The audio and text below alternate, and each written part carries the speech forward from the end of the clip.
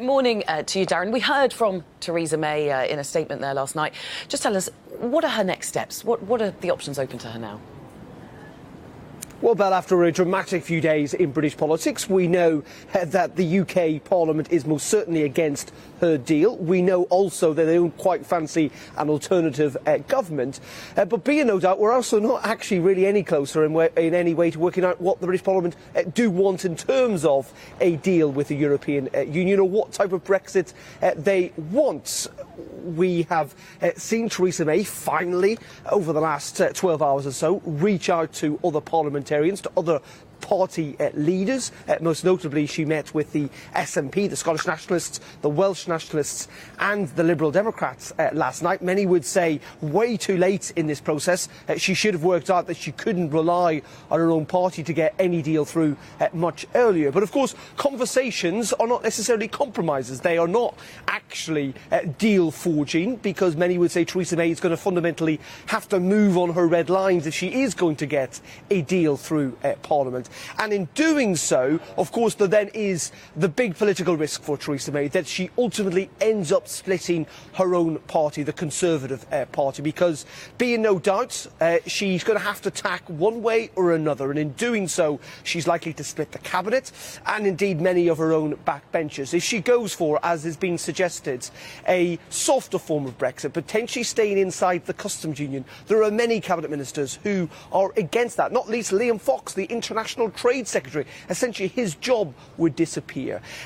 Also, if she was to take a much harder line, go with the much more hard form of Brexit, potentially even supporting no deal, she would see mass resignations within her government. It is incredibly politically difficult. Her next move, a bit like a game of chess, really could be a checkmate in some ways for the Conservative Party. So profound are those issues for the ruling governing party. And on that chessboard, of course, is Jeremy Corbyn, to whom she's extended that olive branch. He hasn't taken it. He says unless she meets his demands, he will not take it. What's his game here? Yeah, indeed. Of course, he is playing a political game as well. You may have noted that when I listed out those political parties, it didn't include the main opposition party here in the UK, the Labour Party, because Jeremy Corbyn has thus far refused to meet with Theresa May, even though in many ways, of course, his next move could unlock this process very easily as well. But he has to be politically aware that Labour are also divided on this issue of Brexit. And in meeting Theresa May, many party members and indeed many of his own MPs would feel that they are helping to facilitate Brexit.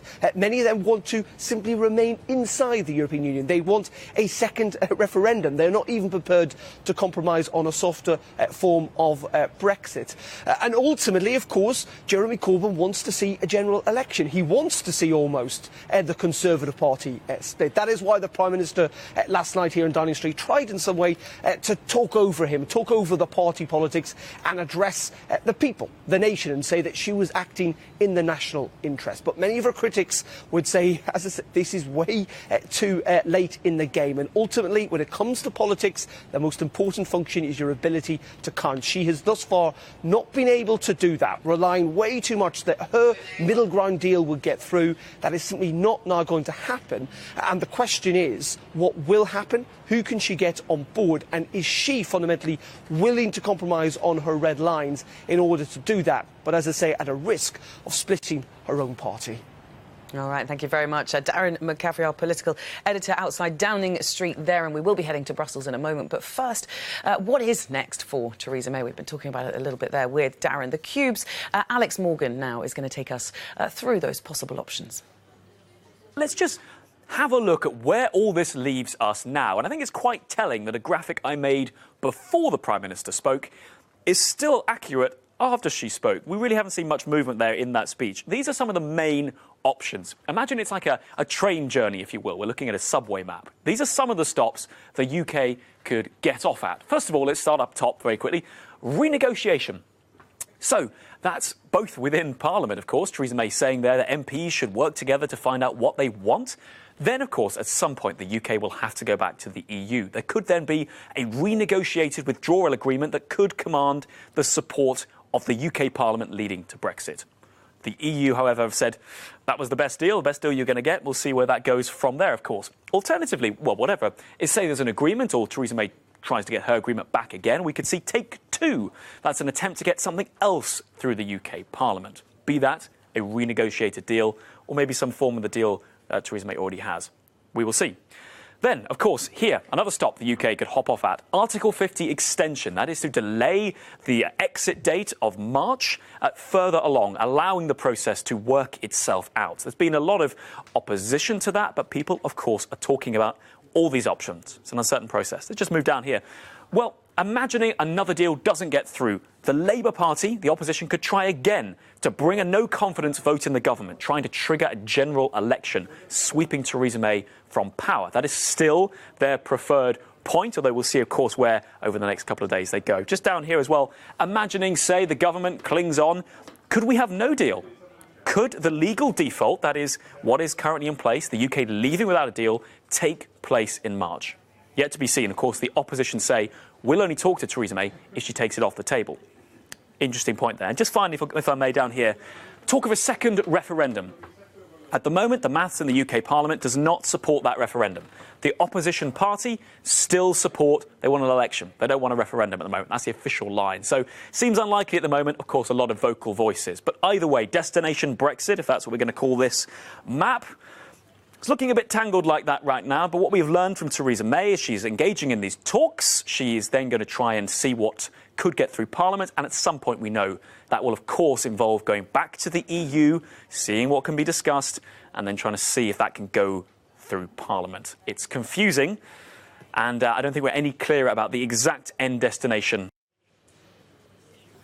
Alex Morgan there in the Cube. Well, to try and make some more sense of this, we're heading to Brussels now to get some European reaction to that deadlock in the UK Parliament. Shona Murray is in Brussels for us this morning. Hi, Shona.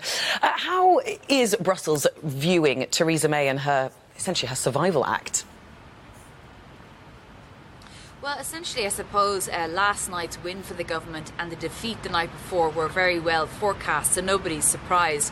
But there is some exasperation that the UK appears to be still arguing with itself over what it wants in relation to the withdrawal agreement, a possible second referendum, and still conversations about amendments to the backstop, which the EU says it won't entertain. One thing that has been certain over the past few weeks is that the European Union, the member states, have all said that the backstop within this withdrawal agreement, which is obviously the most controversial element, has to remain in place.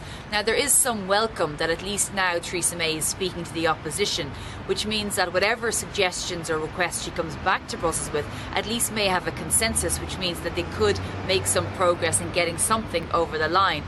But we heard from several members of the member states yesterday. We heard from Angela Merkel, Emmanuel Macron and the European Commission, all said that they would entertain possibly an extension of Article 50, depending on the reason. There would have to be a valid reason, i.e.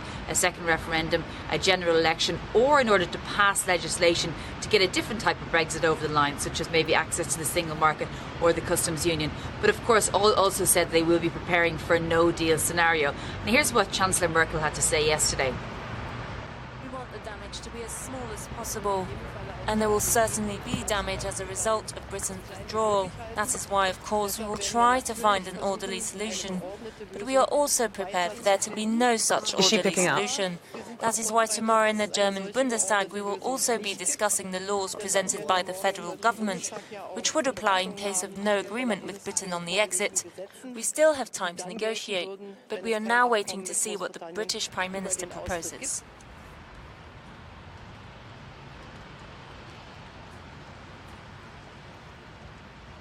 So, of course, that was Angela Merkel speaking yesterday, saying that there is some time left to negotiate.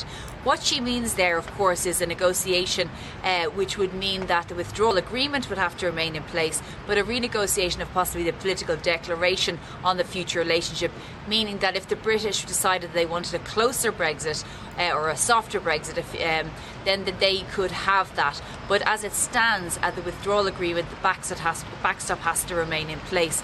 So really all eyes remain on Westminster. As we know, Theresa May is locked in because she has to come back with a solution to the House of Commons by early next week.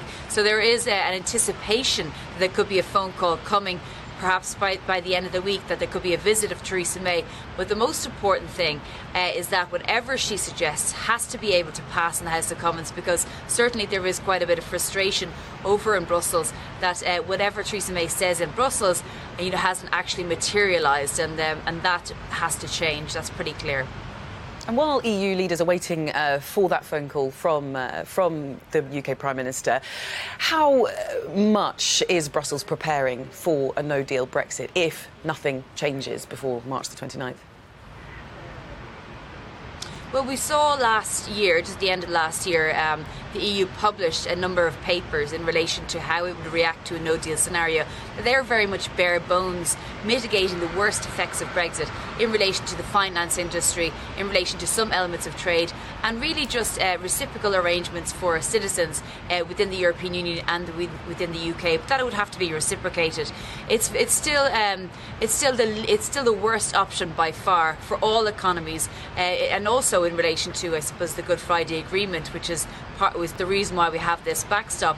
That would be a real concern for member states too. So nobody wants a no-deal scenario. But as we heard from Alex, and as we've heard for the past few days, it doesn't mean it's off the table, and that there's a fear that the UK could sleepwalk its way into this.